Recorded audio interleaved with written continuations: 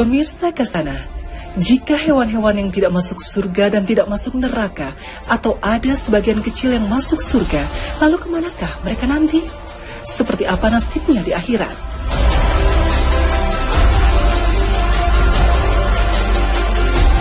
Sama dengan manusia, semua binatang kelak di akhirat akan dibangkitkan oleh Allah dan dikumpulkan. Inilah yang disampaikan Allah Subhanahu wa Ta'ala dalam Al-Quran. Apabila binatang-binatang liar dikumpulkan. Quran Surat At-Takwir 5. Allah juga berfirman, tiadalah binatang-binatang yang ada di bumi dan burung-burung yang terbang dengan kedua sayapnya, melainkan umat juga seperti kamu. Tiadalah kami alpakan sesuatu pun dalam Alkitab. Kemudian kepada Tuhanlah mereka dikumpulkan. Quran Surat Al-An'am 38. Untuk apa mereka dibangkitkan dan dikumpulkan Allah Subhanahu wa Ta'ala di akhirat?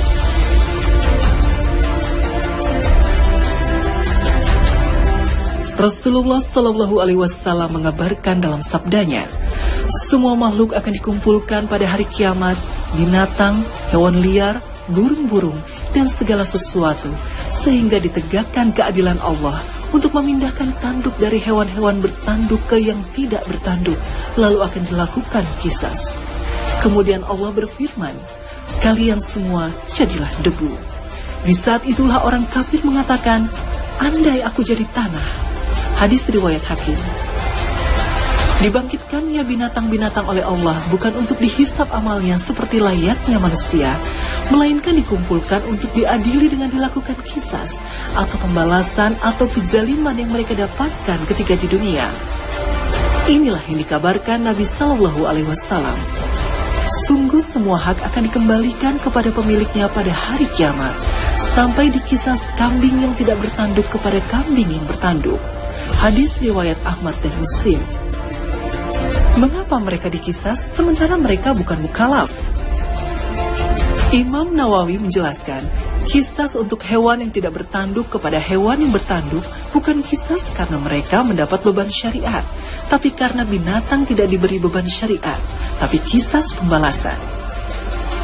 Jika keadilan telah ditegakkan di antara para binatang, maka Allah pun membinasakan mereka semua tanpa siksaan maupun anugerah kenikmatan.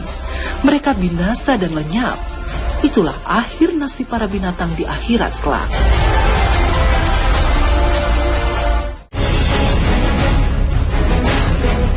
Pemirsa Kasana, selain hewan-hewan yang asli surga, ada juga sejumlah keterangan yang menyatakan bahwa ada binatang duniawi yang diyakini akan masuk surga. Sebagian ahli tafsir mengatakan ada 10 hewan dunia yang nanti akan masuk surga. Hewan-hewan apa saja yang akan masuk surga itu?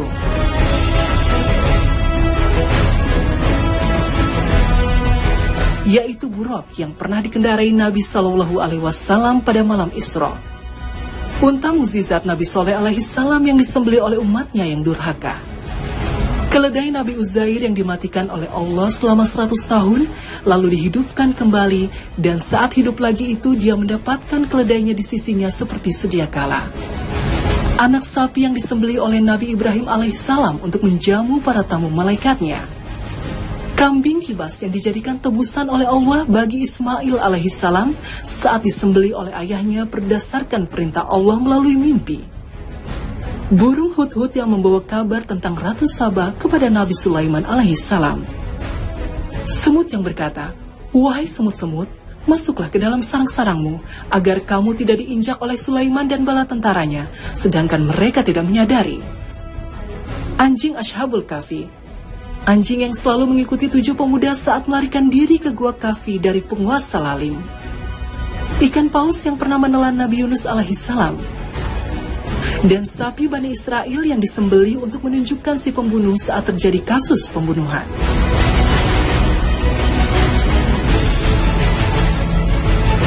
Kambing juga termasuk hewan surga.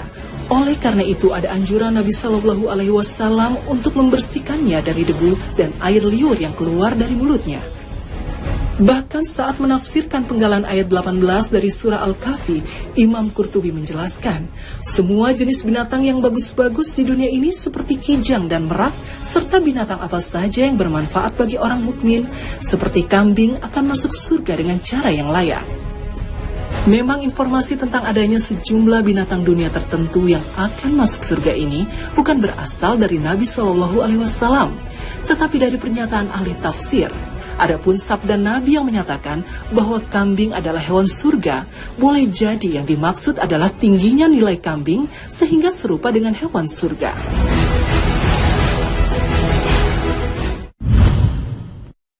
Naim dan Hakim juga meriwayatkan dari Ibnu Mas'ud bahwasanya ada seorang lelaki yang datang membawa seekor unta bertali kekang, lalu berkata kepada Nabi Shallallahu Alaihi Wasallam, "Wahai Rasulullah, unta ini kuserahkan untuk berjuang di jalan Allah."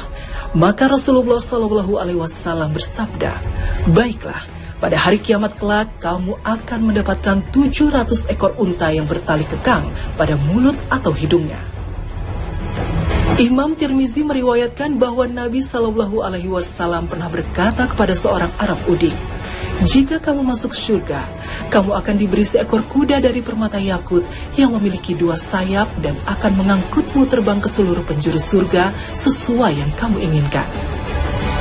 Dari keterangan berbagai riwayat ini, jelaslah bahwa di surga tersedia hewan-hewan seperti yang ada di dunia. Bahkan hewan-hewan yang disukai manusia saat di dunia pun tersedia, namun materinya berbeda. Bahkan tak perlu perawatan, karena hewan-hewan surga tak ada yang buang kotoran. Jika tunggangan, mereka mempunyai sayap-sayap yang bisa mengantarkan penduduk surga kemana saja yang diinginkan, karena surga sangat besar dan luas, dan tak terukur besarnya. Apalagi para penduduk surga akan saling mengunjungi satu sama lain. Mereka saling kunjung dengan menunggang unta-unta najaib berwarna putih bagaikan permata yakut. Ad-Dumairi dalam kitab Hayatul Hayawan Al-Kubra menyebutkan sebuah hadis yang menyatakan bahwa di surga ada sebatang pohon yang dari pucuknya keluar aneka jenis pakaian, sedang dari pokoknya keluar seekor kuda loreng berkelana mutiara dan berkekang permata yakut, tidak buang air kecil dan tidak pula buang air besar, serta memiliki sayap. Langkahnya sejauh matanya memandang. Kuda-kuda itu akan membawa para penghuni surga terbang kemanapun mereka mau. Inilah hewan-hewan surga yang digambarkan Nabi Shallallahu Alaihi Wasallam saat seseorang bertanya kepada beliau, "Wahai Rasulullah, apakah di surga ada kuda?" Beliau pun menjawab, "Jika Allah memasukkanmu ke surga, maka kau akan dinaikkan di punggung kuda dari permata yakut merah yang akan membawamu terbang kemanapun engkau mau." Ada lagi yang bertanya, "Apakah di surga juga ada unta?" Beliau menjawab, "Di surga nanti kamu akan mendapatkan apa saja yang diinginkan oleh hatimu dan disenangi oleh pandanganmu."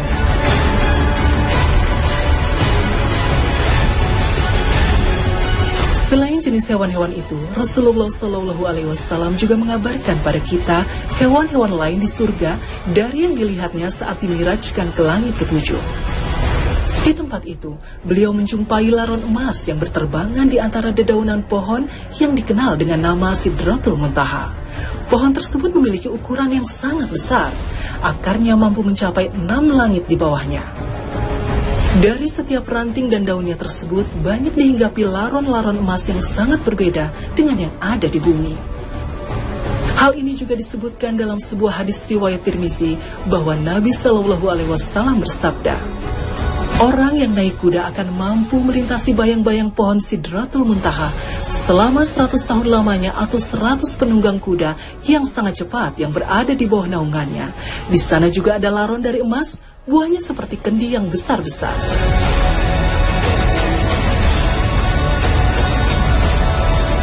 Hewan-hewan dan burung-burung surga itu berbeda jika dibandingkan dengan binatang dan burung sejenis yang ada di dunia ini. Kesamaannya hanya pada nama, sedang seperti apa hakikatnya, hanya Allah yang tahu. Karena diciptakan untuk menyenangkan para penduduk surga. Demikianlah Allah Subhanahu wa Ta'ala Maha Kuasa menciptakan makhluk dengan bentuk tertentu untuk menyenangkan para penghuni surga, sebagaimana Dia akan menciptakan bidadari.